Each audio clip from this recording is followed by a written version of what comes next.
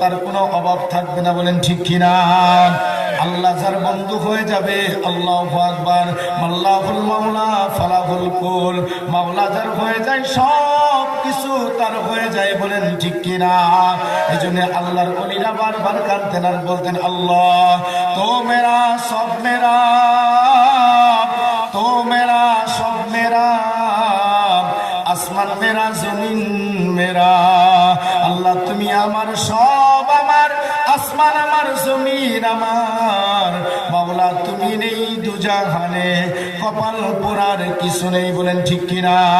আল্লাহর সাথে যার সম্পর্ক হয়, আল্লাহর ওই বান্দার দুনিয়ার মধ্যে যদি কোনো সম্পর্ক না থাকে গো, ওই বান্দা মারা যাওয়ার পরে আল্লাহ রাব্বুল আলামিন 10 দুনিয়ার সমান রাজত্ব দান করে দিবেন, যে রাজত্বের কোনোদিন শেষ হবে না, কোনোদিন পালাইতে হবে না, কোনোদিন নির্বাচন দিয়ে আবার ক্ষমতায় আসতে হবে না।